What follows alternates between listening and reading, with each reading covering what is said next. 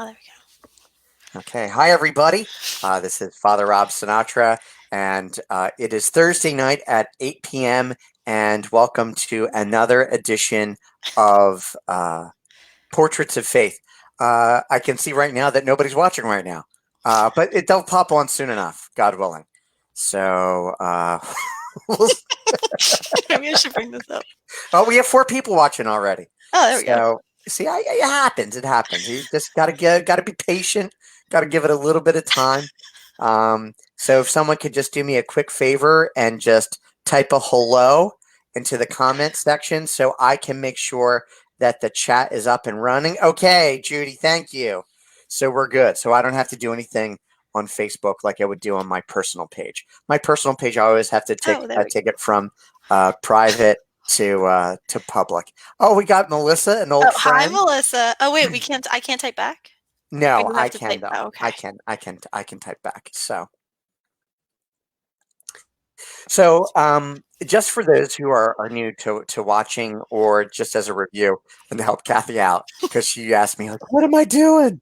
So this is just about it. This goes back to the convocation for lay leaders and about the importance of sharing one's story and sharing about one's story of faith. So this pandemic has brought about many good things that I probably would not have been able to do on my own if everything was normally running around. I was running around like a chicken without a head. So this is something good that has helped us, broaden our horizons. So I'm just here to ask you to tell us your story about your family, about your faith growing up, and about what the church means to you, and why you've decided to do some of the things that you decided to do. In other words, working for me. So, so Kathy, your family has pretty deep roots in Vineland, don't they? In terms with the church. Yes. So they went to Sacred Heart. Originally, my great grandmother and her family were Ukrainian Catholics. But when they moved to Vineland, there is no Ukrainian church, so they went to Sacred Heart because they lived closer to there. And then in the 60s, when they broke up into St. Isidore's and Saint Francis, which is now Divine Mercy, my grandparents were founding members and my great grandparents. So they kind of like helped build up the church over there. So Now, did they literally help build the church? I I know a don't lot of think times so. there are lots of people that like, especially with St. Mary's here in East Vineland. So you'll bump into somebody every once in a while who says, "My great grandfather literally put the bricks and mortar together. They literally built the church." I don't think so. As far as I know, no. That one's never come up. But as far as I know, no. But I know that they were founding members and they helped do a lot, like establish certain things. And my grandfather was part of Holy Name, and they were So Eucharistic ministers. And what did your grandfather do as part of Holy Name? A lot of people don't know what the Holy Name Society does or did back in the day. Do you so as far as like as much as I remember, the Holy Name did. We used to have agape dinners, which I don't actually remember what they stand for, but Agape is the Christian form of love in Greek, by the way. there we go. Just for- Okay, that makes sense then. It was run by the Daughters of Mercy from Newfield, Mhm. and there was two nuns that lived over here. So they would run a dinner every year, and Bishop McCarthy, the Soldiers' Home, they would bring the shut-ins over, and it basically they would do stuff, and Holy Named helped with that. My grandmother would help with that. I was allowed to help in fourth grade, so like I was allowed to push people back to their rooms on the bus for Bishop McCarthy, and I was allowed to like be like basically the little greeter girl that went around to everybody. And so I know that's what Holy Name did. And then I know there was like a few events throughout the year, like chicken barbecues and stuff that I wasn't allowed to go to because I was too little. So. Mhm. But you were involved. It sounds like you're fairly involved in your parish from a pretty young age. Yeah, so because Grandpa was a part of Holy Name, and because all of my family, my aunt, my mom, my grandfather, my grandmom, were all Eucharistic ministers, and because of where we sat right up front, I was expected to go, like we were expected to go to church. I was expected to behave, and if you didn't behave, you were told about it the entire week, um, not just that night at dinner. Um, so you were expected to behave, and like everybody knew my family, so it was kind of like they just knew. So I went to Catholic school, and like it was like a safe thing. Like, oh, you're sure. I have no idea who you are, but yes, I'm.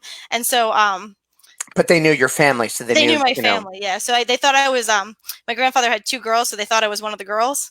But I wasn't. I was like his granddaughter. So they were just like, oh, and I'm like, no, I'm his granddaughter. It's okay. So I got used to the people like going, oh, you're yes, yes, I am. So Was and that intimidating in the beginning, growing up? a Or little was it bit. just Like people would just randomly come up to you and go, "Oh, what's your name?" And I would say, "Well, my maiden name," but I would say, "Oh, Kathy Pagden," and they're like, "Oh, you're like Craig's daughter. You're I don't know, I'm his granddaughter." Okay, well, I know, and he does. Yes, yes, he does. So like I just kind of got used to it after a while. Just okay, yes. yeah, sometimes that makes people want to kind of run away a little bit.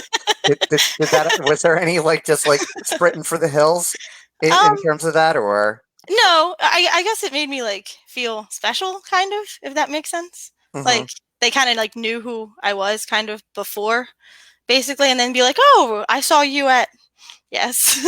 So like it so kind of made me behave in church, kind of, because I knew that mhm. people were looking. So But also it made you feel like you were part of something bigger, something larger, which is what church is supposed to do, yeah, right?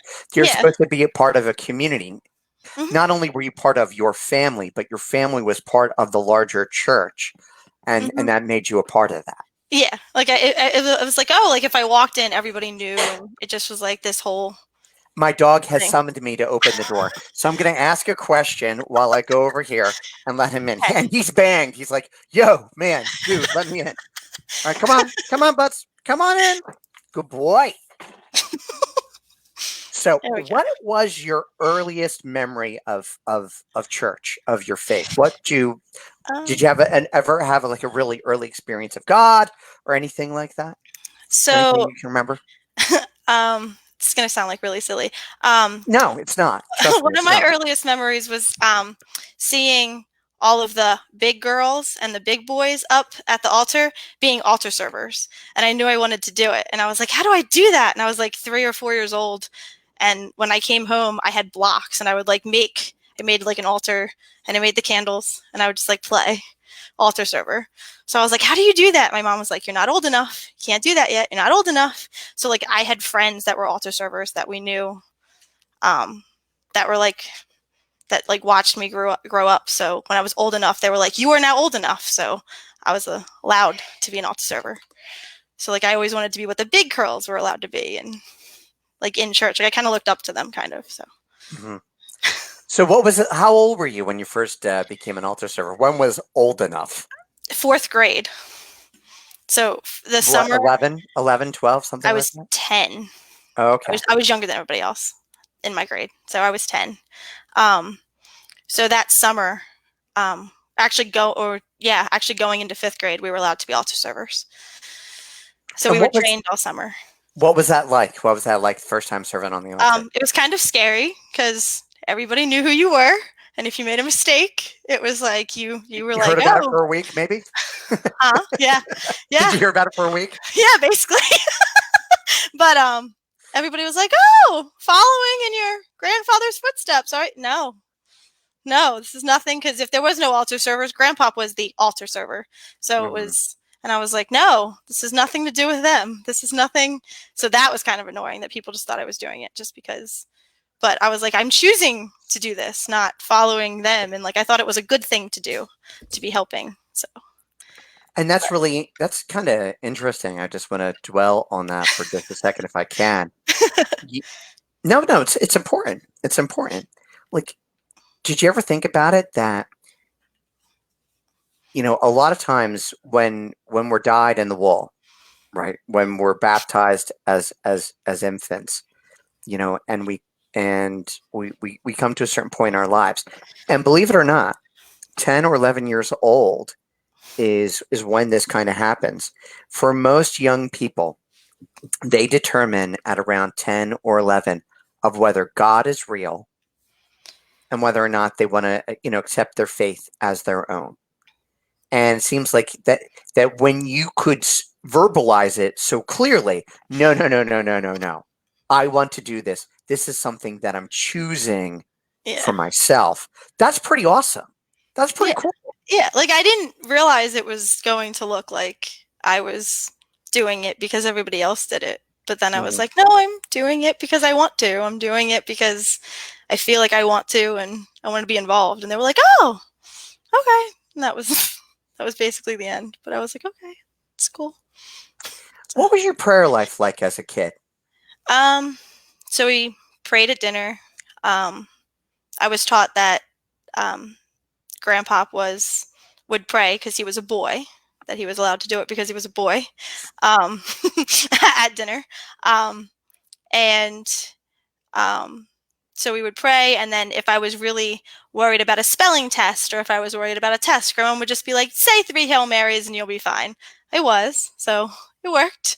But if you're ever worried about something, just say a little prayer. It doesn't have to be formal. Just say a little prayer. Okay, so I would just say little prayers every now and then, and yeah. So we went to church every Sunday or Saturday night, and then when I got older, if I was involved in sports. So I was involved in cheerleading and basketball. I went to Catholic school, so it was CYO. And if we ever had, if we missed mass on Saturday night, it was you better go on Sunday. Oh, I miss Seamus. um, and See, oh, they I can pop do up. that. That's Oh, fun. I Oh, can look see at because that. I have control. They pop up. I even like that better. Um, See, you can do this one too. Yeah. oh, that's fun. Look at that. Oh, we're just gonna do them all. So we went every week, and if you didn't go, you had better be dying. Basically, there better be a very good excuse why you can't go to church. Um, Even if we didn't go to St. Francis, and I had to go to St. Isidore's at 6 o'clock at night on like Sunday, you still went to church. So you had better schedule time to go to church. Mhm. So So also too, you talked about this before. You've mentioned it before. How old were you? Is that a hubby sighting? that is a hubby sighting. You want to say hi? You want him to say hi? No, no, He no. doesn't want to come on? Do you want to come on and say hi? No, I didn't think so. No, okay.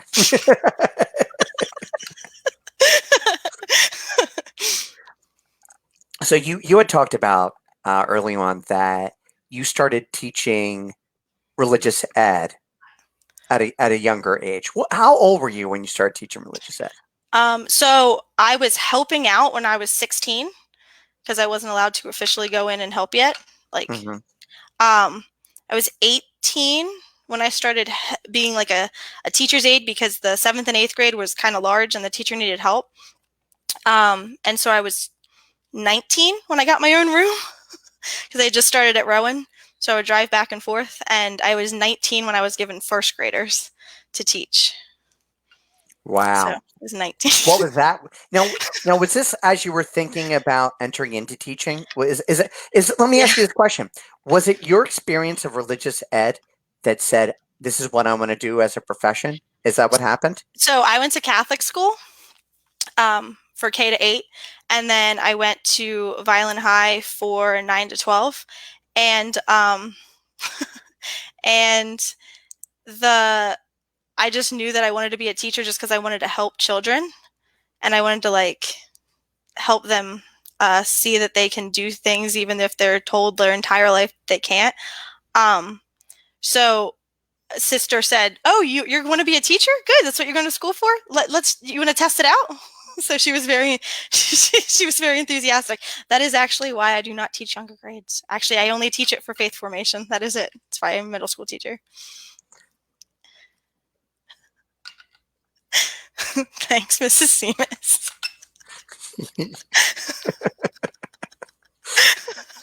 And who is Mrs. Seamus? She is Aaron Seamus's mom. So she is Kara's grandmom. And Okay. she goes to St. Mary's in first grade. Oh, oh, great, great. Mhm. Now, who you talked about this sister? Sister said, who is sister for Oh, people who it's don't know? Sister Joseph Marie and Sister Tarsisia. So Sister Joseph Marie is still at the villa in Newfield, and Sister Tarcisia is at their retirement place in York, PA. Okay. And they were fairly influential in your life growing up? So they both of them were both teachers, and they used to teach at St. Francis School when it was open, and um, Sister Joseph Marie was in charge of their faith formation. She was their PCL, so they would they were on like a phone call. Like my grandfather was on speed dial my house, and they basically would come over. We'd bake for them. We'd give them stuff. They would come over. The priests were on like the speed dial because we lived so close. We were only like 2 minutes away.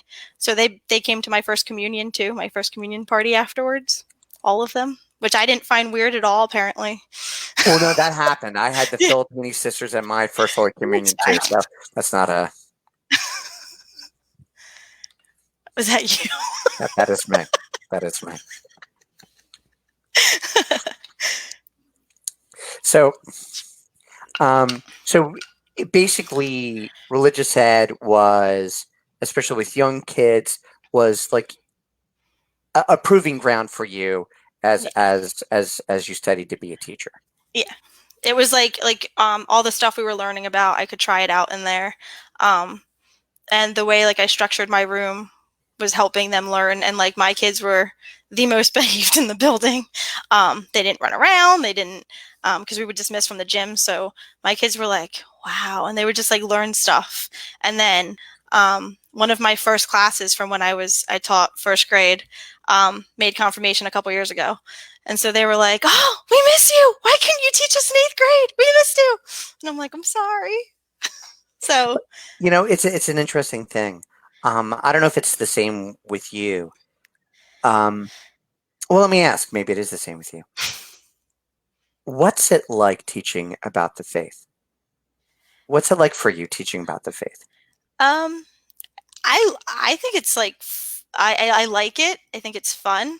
I like watching them going, I didn't know that, or them finding something new, or a reason why the candle's next to the tabernacle at all times, or why it's unlit at certain times. Like they like that, and they like the little nuances that maybe their parents don't know, or they Hmm. were never taught yet. And even like when they're in first and second grade, they're like, oh, I didn't know that's why we did that. And like when they're under the tent in the parish, and I didn't know we did that like in the summer. And I'm Hmm. like, and so like it sparks something, and it makes them like interested, and they want to like keep coming back. So That's one of my, I think, my favorite things to do as a priest is teach.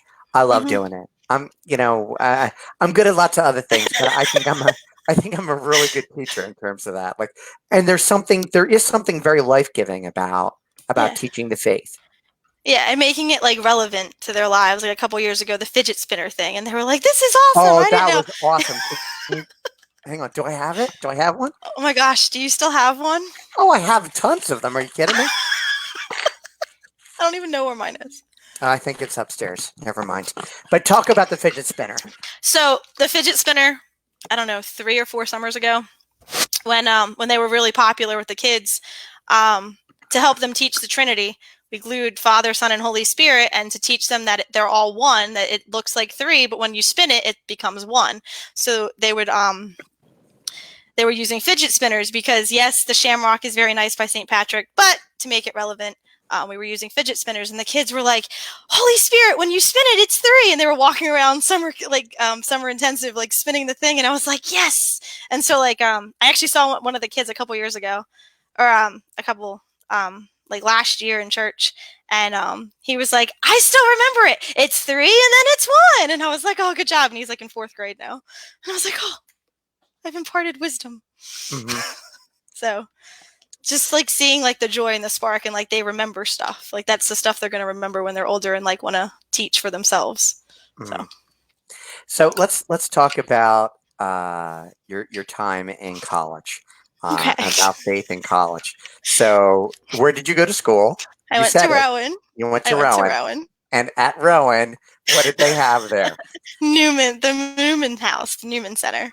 Right. And you were at the Newman House, the Newman Center from, or Catholic Campus Ministries from Oh how yeah, long? Catholic Campus Ministry for 2.5 years, but 2.5 because I did my student teaching, so I was there as much as I could be. But Hmm.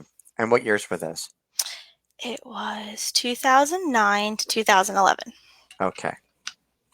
And I got there in 2012. So I missed you by that much. I mean, I saw you, I knew you, you came to church and all that kind of stuff. Yes. So But I was on, if I would have waited a semester and not taught in the fall and waited a semester and not finished a semester early, I would have been there for like half a year. shucks.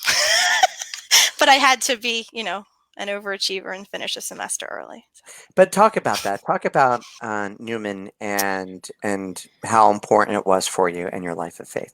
So since Melissa is on, Melissa actually found the Newman House, and we were friends in college, and we actually went to the same high school, and and she was like, I found this really cool place. You should check it out. You would love it. And I'm like, oh, okay. And she's like, you can go to mass there. You would love it. You can hang out in between classes. You can talk to people about God, and you can talk about your faith, and you learn new things. And I'm like, oh, that sounds great because, it's like a youth group, but for college kids. There's nothing Mhm. really around here for that. So I'm like, oh, that's great. Instead of just teaching CCD, I'd like to learn something new. So we went and I liked it. And Melissa went first because she lived there on campus. And so they had free food. Of course they did. So I was there for a year, and then I got elected secretary. So we went to meetings and we would plan events, and some of those ideas I carry over into religious ed now if I think about them. So, like, which ones? What? Like, seriously, no. What do you carry over? Like what they need. So like think about what they need. Think about like the little presenters, the talks, like what we do for confirmation sometimes. Like what do they need? But dim it down a little bit just so you don't scare anybody off. And like the events with the food. Anybody comes for food, the free food. Um, Things like that. Um, so like all like those meetings, and then connecting with the priests and connecting with people. And it was like you could go to daily mass in between, so it was scheduled around like um, your your schedule. So when I was there, we had mass at 12:15 every day. So we started scheduling classes as much as we could um, to give us time to go to mass, just because we knew it was important and we wanted to go. So as much as we could, we'd be like, oh, we can go 2 days a week or we can go 3 if our schedules didn't conflict with the. Now, did you have Father Phil or We Father had Kylie? Father Tom Kiley for the Hmm. first year, and then we had Father Phil for the second year. Two very contrasting styles. Two very different Yes, styles. yes, yes, they are. He was actually cleaning out his office when we knew he was leaving, and we actually stole a goat. Melissa remembers this story. We stole a goat and held it hostage and wouldn't give it back to him because he A wasn't allowed to go. leave. A goat that yodeled. I don't know why. I don't remember why we stole it, but he wasn't allowed to leave or something. And he was like, "Give me back my goat." And there was ransom notes, and he was joking around with us. But like, it was like he was like kind of like you, like the engaging priest. And then Father Phil was very by the book, but like his story brought other things, like his background, so like how he wasn't Catholic and he converted over. Like there was two very contrasting things, but you learned a lot from each one. So And very much an intellectual, yes. but in a good way. In a good You have way. no recollection of the goat. Melissa, you were there. I'll tell you about the goat later. She was involved in this. But it also talks about the neat thing is that every priest, God willing, has something good and different to Mm-hmm. give, and that none of us are the same, and that's good. Mm-hmm. You want a change of style, Yes. or the different gifts and talents and graces, Mm-hmm. It was because it was like we didn't know what to do at first because he was so like Father Tom was so like so basically like you. He was just like so uplifting, and then Father Philip was like very more shy, and we were just like, okay, we're gonna scare him. We don't want to scare him, um, but we like ended up loving him, and he was just we learned a lot from him, like the intellectual part of it. It was mhm. we learned a lot. It was fun. Oh, that's good. That's good. Yeah. So what's it what was the transition like from, going to college, then student teaching, and then going out into the real world in terms of faith? Like, so because there's lots of different transitions. You're going to school, you're heavily involved in Catholic campus ministries. You're scheduling your whole life around mass, right, at 12:15, which is pretty awesome, right? How much of that was how much of that changed once you started student teaching? So, student teaching. So I didn't actually student teach during Ash Wednesday or anything because I student taught in the fall. But the first holy day that came up was the Immaculate Conception of Mary, and I couldn't go to church in the morning because I student taught at Buna Regional High School, Hmm. and we couldn't go to 7 o'clock mass, and I was like, what am I supposed to do? I have to go to church at night? Like, what? I have to find times to go to church? Like, it was like this eye opener thing that people that like I couldn't go to church and I was supposed to start my day and just go at nighttime. Like I was just like shocked because I was just like, oh my gosh, what am I supposed to do? So so that was kind of eye opening that I would never be able to do seven Hmm. o'clock mass again. Um, but I still went in the summer when I could. So Oh, that's good. That's yeah, good. yeah. So, So and now what's it like, once you get out of college and you start living your life, what's your faith life like at that point? How does it transition? So you have to make time to go to mass. It doesn't matter what your friends do. It doesn't matter who you're going out with. It doesn't matter what everybody's telling you to do. You have to make your own decisions. You have to make time to go to mass, to go to God. Find time to pray. If you're worried, just pray on it, and it works. I will attest to this. It works. Um, but finding that time to just find time by yourself because you're not in college anymore. Like I had to find time to like go to mass. I had to find time to like I loved going on retreat with Newman, so I have to find time to just have like that quiet hour by myself. Hmm. So because they're not going to do it for you, so you have to. It's all like on you now, so you have to do it by yourself. And like that was a hard transition because I could be doing this instead of, but you find the time and it calms you down. So Sorry about that. How old were you when you met your husband? I was 25. Okay. So you met him out in the working world then. Yes. Okay. So, and not that I want to delve too deep so, but I'm going to delve a little, right? So Or you're no, I was 24 because we met, okay. we, whatever, dated, we were 25. Okay. So, I assume your faith lives are a little different. Just a little bit. What was that like though? What's that like for you? And I guess there are challenges that come with it, right? So I don't want to say he was warned per se.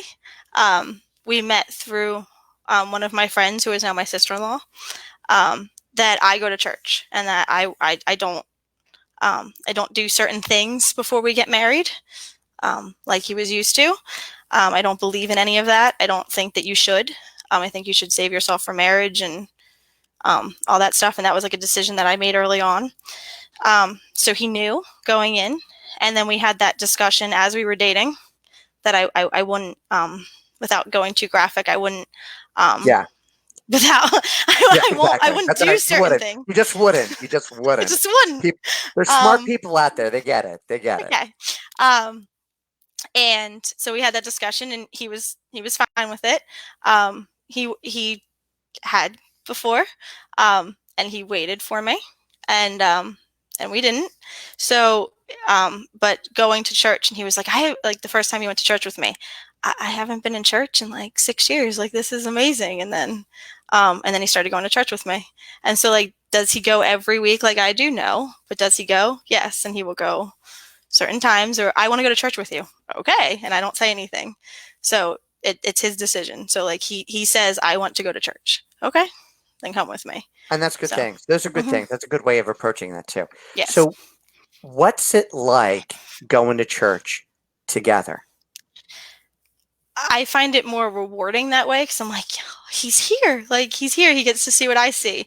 And if he goes when he doesn't want to, he just doesn't get anything out of it. When he goes when he wants to, it's better. Like he's more open to it. So it's better when he says I want to go. There's a reason for him to be there, and he'll get there. Like he says I want to go more often. So Does he ask you questions? yes, he does. And we have very open conversations and very heated conversations. So he does. Can you give an example? I'm not asking you to give the knockdown drag out ones, but can you give an example? Um, so I think it was last year. It was why do you go to church? Because it's my once a week thing, and I feel like going. For right now, it's once a week. Because I feel like going, and it makes me feel closer to God. It makes me feel better, and this is how I start my week. And he just didn't want it. It's just this is too much. This is so old. I don't want to do this. Da, da, da. And then a couple weeks later, I want to go to church. Okay, so he'll just yeah. It's just when he wants to do it. Well, no, but hey, when we look at it, Yeah. Jesus says, you catch more flies with honey than you do with vinegar, Yes. right? So and oftentimes families will, like moms and dads will say, Father, I can't get my kids to come to church. What do? I say, invite them. Mm-hmm. And if they say no, say, okay, Yeah. See, that was, maybe next time. and I think that was part of the reason too. Like he was forced. It Hmm. wasn't his decision. It wasn't. It wasn't his decision to go. It was like I made that decision. I wanted to go. It was his decision. He was like, I don't want to go, and they said you have to go. If you live here, you have to go. So he was forced to go. So now he's just like, but like he's slowly coming Hmm. back. So Does he know that you think that way? he does. He does. He's in the bedroom, but he does. Hmm. But and every once in a while he'll be like, "Well, I didn't know that," and he saw me teach a CCD class before, and he was like, "Well, if my teachers would have explained it like that, I would have understood it more, and then I wouldn't have thought that was stupid." And like, so part of it is if he was taught like I don't know if he was taught a certain way, or if everything wasn't so. How, He how was doesn't. how was marriage prep for you? Like, seriously, did I ask Two like sessions. Two. 2 sessions? There's two Two? sessions. Two. You don't know this. Oh, Oh, that whole part with who how I grew up.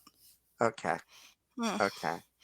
So So basically, it was the privilege of you're of that family. You don't need to be mhm. prepared. You're ready for marriage, and we're really sorry to You the were other brought up your person, whole life, yeah, basically, and I was just like, but you okay. need to I learn. was like, he doesn't, but okay. Um, Now, how did you pre-Cana? What did you do in terms of pre-Cana?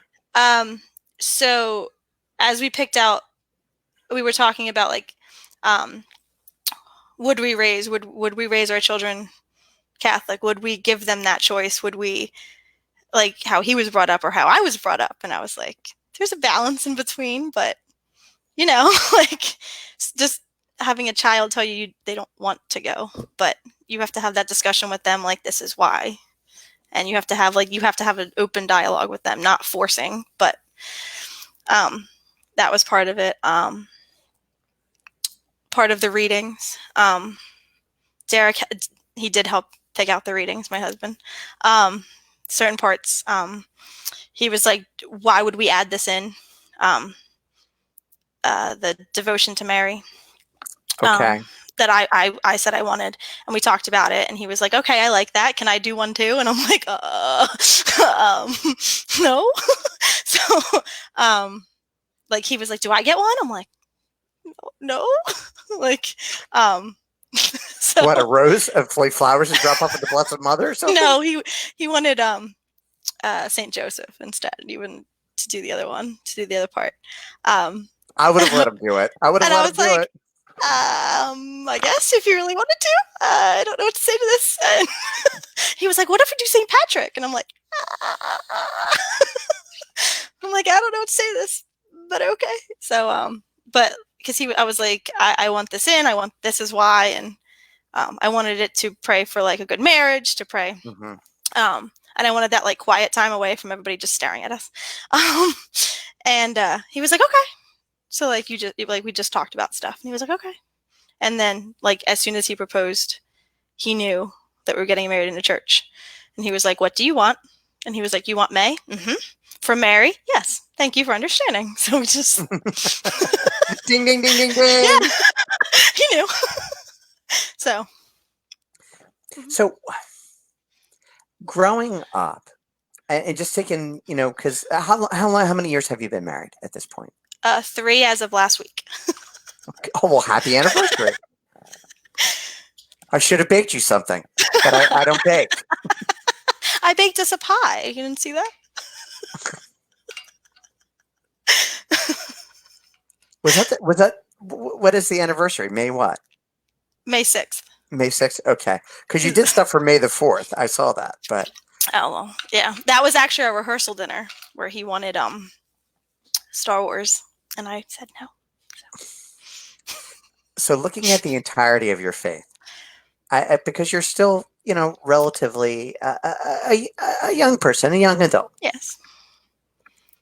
What has been the biggest struggle for you in your life of faith? What do you think? What do you think's been the biggest struggle for you? I think like knowing that everything is going to be okay, because I have these like that pray, hope, and don't worry from St. Padre Pio.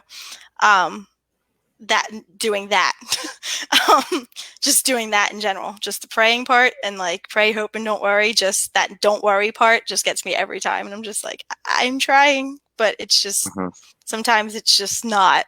Like it's just not. But just doing the more praying instead of worrying about it. So, whether it's college, grad school, tests in general, anything like bills, anything, just that worry part, praying more. Now, how do you? I mean, it's kind of hard in the realm that you're in, but how do you bring your faith with you into the workplace, like as you teach? So I'm kind of fortunate. So where I teach in Pennsville, is kind of, they're mostly all Christians, if not Catholic. So some of the kids will talk about CCD, and they will talk about how, oh, I have to go. Ugh. And so every once in a while, for the kids that I know will be receptive, I'm just like, and what if I told you I was a CCD teacher? And they just go, no, you're not. And I go, why wouldn't I be? And they're like, because we like your class. And I'm like, that means nothing. Like, I teach some social studies. I'm like, that means nothing. Why don't you like your CCD teacher? Oh, she's old. She doesn't understand. That means nothing. So, like, we have this conversation. Should I have this conversation with them in a public school? No. But we do, because they kind of brought it up. So like, and then they're like, oh, we had this conversation and so then we had this conversation in CCD last night, and I'm like, if it's bad, I don't want to know. And they're like, no, but after you said that, she was kind of cool. And I'm like, oh, all right. They're 6th, 7th, and 8th graders, and they're saying their CCD teacher's kind of cool. All right, that's some leeway. So they're like, why can't you be our CCD teacher? No. And so like after like they make that correlation that just because she's older or just because she doesn't understand us, they kind of like they move on. So we do have also too. You have to let folks know that you do deal with children with special needs. Oh yeah, I do deal with children with special needs. So them saying, "Oh, she's old," is not in any way a reflection of anything. That's just how they talk. But also, they say I'm old, so it's fine. It also takes a special person and a lot of God's grace to work with that with those children. So God bless you for that. Thanks. Now let's talk about something else along those lines. You volunteer Yes. You also teach. You also work for me, right? Yes. And you've been involved in the church for a really, really, really, really, really long time, Yes. right? Since you were 16, well, since the fourth grade, since the fourth Yeah. grade. In doing so, and being as enmeshed in the life of the church as you've been, you also get a chance to see the humanness that Yes. occurs within the life of the church, and the fact that we are a church of poor sinners, and sometimes there are more poor sinning going on than less. What's that like for you, and is that a struggle at times? Um, so how do I phrase this? At my church, there have been priests we've loved and priests we haven't loved so much. But everybody, like, I was taught everybody's human, so it doesn't really matter. Like, priests sin too. Priests have a confessor, which blew my mind when I was about 12. Um, yeah, basically. I was just like, wow. I was like, wait, what? And so we had this great conversation with my grandparents and my mom that priests are people too, and that they go to confession just like we do. And that kind of was eye opening because I just never thought of it like that before. It seems kind of weird, but I was 12, so um, and I was like, okay. So like sometimes if everybody makes mistakes, so I'm just like, okay, they're human. So even if like, and I see the church as like a family. So even if somebody gets mad at someone, everybody forgives each other eventually. So Mhm. so Well, it's just interesting. Just as a brief aside, you have such a strong personality. You really do. do I? Oh yeah, yeah, you do. You have a strong personality, and you know, being in the church and seeing things that you see can at times, I would assume, be a cross. Might be rough. Sometimes, Like but we say, priests say this all the time, and I don't want to scandalize anybody, but I'm gonna let you. We're going behind the veil, right? okay. But there are times in which I have said, and my friends have said, I love the priesthood. It's just priests I can't stand, right? So like there are times in which like even in our own humanness, it can be hard sometimes, you know. Yeah. And I'm not asking to talk or tell tales or anything like that, but I think it's interesting to know, like when I was talking with my mom, as a young priest, and just talking about stuff, stuff that you bump into all the time, and it becomes different because she now sees what's behind the curtain, you know, Hmm. and not that it becomes disillusioning, but it can be a struggle at times, and because like sometimes you just ask well, why can't they just like handle it like this? Why do they have to handle it like this way? Like it's like do you find yourselves asking those types of questions? All the time. Um, yes, because I'm just like, well, like sometimes I find it hard to separate school and what we would have done. And I'm just like, but in school, this would have been solved already, and I would have had this, this, this, and this, and there's the ideas, and I would have solved it already. But I'm like, we can't do that. Like, so it's completely different. So you have to like change your mindset when you work, and sometimes I'm just Mhm. like, I would have done this already, and it's completely like I this would have been solved. But you have to like change your mindset and realize that it's not school, um, it's not a business per se. It's church, and it's a complete own entity. And It's its own animal, and to be a yes, part of it, and to interact with it, and heck, even to work for it, it brings yes, its own unique gifts and challenges and graces. yes. So, but let me ask this question then: what's the greatest grace that you have as being a part of the church, as active as Um, you have been? or even working for it. And having me as a boss is not an acceptable answer. Oh man, it's not? No, Okay. nope. Um, I was gonna say patience, because as many if any of my friends are watching, I have none at all. If I say something, I want it done now, which is kind of the grad school and the administrator part in me. um, I want it done, but it's taught me patience and like seeing things from like little kids' eyes, like, oh, if you say this, this is what this means, and um, but definitely patience, because I give all elementary school teachers credit. Um, but it just taught me patience, to just deal with everything, and Mhm. like focus, and like how to organize, and just patience in general. Now, do you have a People. goal in terms of like working for the church in terms like we were talking about a little things. What's one Yeah. of the things that you would like to do? Well, being a PCL was one of them. So that was one of the little goals I set Hmm. for myself when I was like Check mark. Check. 20. I was like, oh, I could be that one day when I'm like 50. Yeah. Well, it's like 20 years earlier. It's fine. Yeah. Um, so that was one of them. I don't know. I haven't decided if I want to be like principal of a Catholic school, or go that route. Like I haven't decided But you yet. said I don't know. there was some talk, not to let people, but that you wanted to do a program, right? Did you want to go to school for?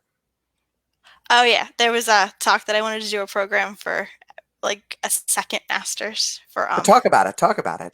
Talk about your dreams. Seriously, this would be this is the opportunity you have need to do it. So go ahead. the so I just finished, for anybody who doesn't know, I just finished my educational administration degree in January. So I need some time off, and to pay some student loans off. But there was talk that I should go, instead of just getting a grad certificate, or something, that I should go back and actually get like a master's degree in what is it officially called, the like in the history of the church, um and I forget what it's officially called, like um like an education of the church, like to actually teach religion. Hmm. And I was looking into some of the classes, and some of them were the history of the church, and canon law, and I was like, oh, this is so interesting. And as I was reading all the course descriptions, I was like, this is so interesting. And there was one on Trinity, like a whole class on the Trinity, and I was so excited, and I was like, this is amazing. Like I could do so much with this to help the families understand, like when we have whole family Sounds like a religious catechesis. studies degree of Yes, sorts. that's, oh my gosh, why couldn't I think of that? Yes, like it was a religious studies, and there was someplace else called it the history of the church or something. Um, but I was like, oh, this sounds like I would love to just, it would just be like an entire class, and I would love it, and just it would be like um, not as um, it would still be a lot of work, but not as like, it would be like more fun and not as intensive Hmm. as my other masters. So I was like, oh, this would be fun, and so I was. Does that mean someone's typing? No, no, it's her eyes. Those are eyeballs. Oh, oh, oh. I think I might have talked over this with you. but but that is in the future at some point. That is one of the goals, to do this. And that's great. That's great to advance it. So And hopefully, God willing, we might be able to help you out with that. Maybe yeah. someday. Who knows? Who Well, knows? being trapped inside has made me. Maybe I'll just sign up tomorrow. I could do the history of the church and knock this whole thing out during COVID. Let's just do Oh it. my God! Can you imagine? Let me tell you. Let me tell you this. Kathy's The one capacity class. The for one. work. Kathy's capacity for work and multitasking, and taking on a workload it would make other people crumble is pretty impressive. Is pretty impressive. Thanks. So, No, well, we decided to tear apart the basement instead. It's fine. It's fine. mm. So we've got a couple minutes. not that I'm, gauging about how much. I'm just trying to be respectful of your time. Does anybody have any questions? I mean, we have people online. Does anybody have any questions for Kathy, or just questions in general about what you heard or anything like that? There's about a 7-second delay, by the way, Okay. when you ask a question and people respond to it. So sing the Jeopardy song or something like that.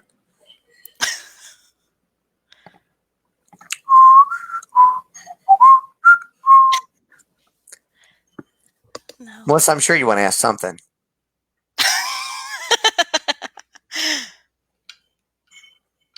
She misses our weekly phone calls on the phone. We driving home.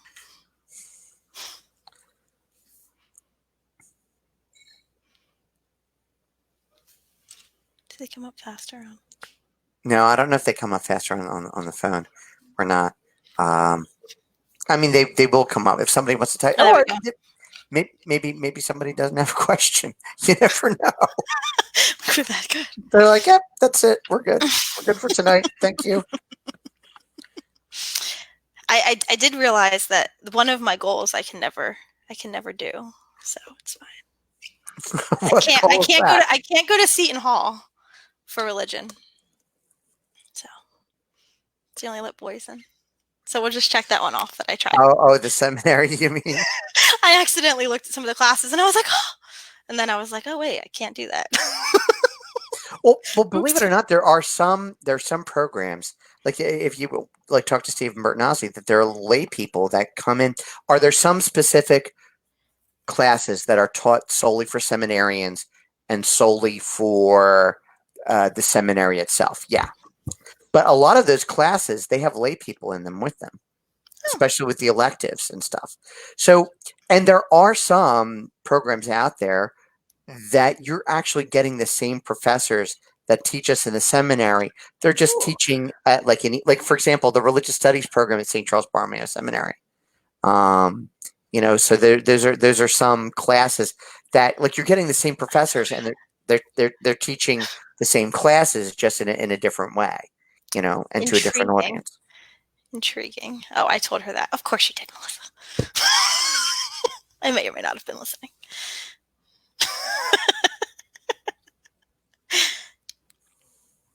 But oh, Okay, well, I guess nobody has anything. no. Do you have a closing, like anything you want to say? You No. know, Um, keep learning. I think finding out new info every day is just amazing. So like that history of the church class, about to steal Felicia's book actually. Um, should just steal Felicia's book one day. But like I just find it so like intriguing. I'm also a history teacher. Does that and with a history degree? Does that clear things up that I'm not a complete dork? It's fine. you're not a complete dork. The church history is a really interesting thing. Yeah, I just think like even that part my husband finds entertaining. So he's like, Cool, "Oh, I would love to find out." And I'm like, "Here, you can read the book." When I get it, here you go. Just read the book. cool beans. Yeah. It, by the way, there's an interesting history book. Talk to me about it later. About the history of papal elections. The Ooh. first part of the book is absolutely phenomenal. The second part talks about the history of actual conclaves of Ooh. That of sounds fun. um, and then the third part is total. Okay, here's the question from Bonnie. Kathy, you are so young, not long, and don't seem nervous on this interview. What's your secret? I have a great boss. And it's kind of interesting because she was extremely nervous on her interview. But I think there was a lot of laughing more than this, yeah, actually. yeah, she laughs when she's nervous, believe it or not. Yeah, I do. It's So, actually really bad. but Um, really, no. Go ahead. You answer the question. Your question. no, I have gotten used to being in front of the computer for teaching every day. So this is nothing. This is fine. This is Is fun. this where you teach? Is that where you teach from? Like, It's either here or in the office. Yeah. mhm. Today I went to the couch because I didn't have any. meetings or anything. So, ooh, I get to sit on the couch. I did think of one thing though. I took Intro to the Bible for like um, my last semester at Rowan. To stay full time before student teaching, I needed an elective, and I wanted to take world religion, but I couldn't because it didn't fit into our schedule. And I just needed like an elective, not for like my history degree, not for my education degree, just an elective to stay full time so I didn't lose my scholarship. Um, so I took Intro to the Bible, and I'm like, this will be interesting. It'll be fine. Oh I'll be fine. no. Oh no. So the professor basically hated Catholics. So we never said anything because I liked my grade point average a lot. Um, so I don't know what he had against Mary, but I wrote in a paper that I was just like, I can't agree with you at all. And I wrote all about Mary, and I got an A, but he did an entire thing, and I was like, if I stay in here, is this blasphemous? If I just sit in here, I'm just gonna have to go to I confession believe after. you and my brother had the same professor. I was just like, oh my goodness. And then everybody was like, I can't believe you did that. I was like, but it's an easy A. Like, I just needed a class. Like, I can't believe you did that at Rowan. I can't believe you took it like as a secular school. I was like, oh, okay. And then, but like that workload, like reading all of Exodus in a week was just, I was like, oh my gosh, I'm going to die. Like it was just, or go home and read all of Genesis by next week and write a paper on it. And I was just like, what? What? What? What? Um, like I was like, oh my gosh, like I had just turned 21. I was just like, what? Or I was actually still 20, and I was just like, what? So it was intense, and I was just like, okay, that is when the Newman Center came in very, very helpful because I was in Father Phil's office a lot. Yeah, can you explain, like, help me? Yeah, can you what would you interpret this as? So like as he was like, I don't know how your professor's going to say this, but this is what we say. And I was like, okay, that works. And then I don't know what he was saying, but sometimes I couldn't even follow his notes. And I was just like the professor's notes. And I was just like, oh man. So I Yeah, learned a lot out of that class. That was entertaining. reminds me, what was it, like my sophomore or junior year, I took an introduction to world religions. And so the female teacher was interesting. She had a German last name, but she spoke with a French accent. So it could be part of that area of Yeah. Germany or France that are real close to one another. Mm-hmm. And so she would go through all the religions and blah, blah, blah. And so she's, of course, super critical of the Catholic Church, but, you know, and how, we don't take the time to learn about other religions and things like that, closed minded. Mm-hmm. So she comes up to me and she says to me, Robert, I have to admit, you know, you seem to know a lot about religion and about world religions. And I said, well, thank you. Yeah, I do. It's just like, I just have this one question. Where did you learn it all? And I just turned to her frankly and said, oh, that's easy. Catholic school. Uh-huh. I just walked away, you know. In Catholic school, we were actually so St. Francis is more of the liberal side of the Catholic school. We were giving in eighth grade, we were given a chart of all of the Catholic Church, and then all the religions that broke off of it. So like what's closest, what's Right. not, Mhm. and I wish I still had the chart somewhere. And I was just like, whoa, this guy is like my professor at Rowan. I was just like, this guy is so totally off the chart. Like, because he was so mad at Catholics. I don't know what happened to him. But, and so, like, when we had to do the evaluation at the end of the class, I was like, just so you know, Catholics don't worship Mary. We just pray to her for guidance and help and to intercede for us. And I was like, he's never going to know it's me. I just submitted it. Just so you know. Just so you know. Good stuff. It was fine. Well, guess what? We're at almost at an hour. So Wow, that's I impressive. promised you about an hour. So here we go. There we So go. I'll open up one more thing. Any last questions? Anything like that? Anybody think of something? Because if not, we'll just say good night and God bless to everybody. So,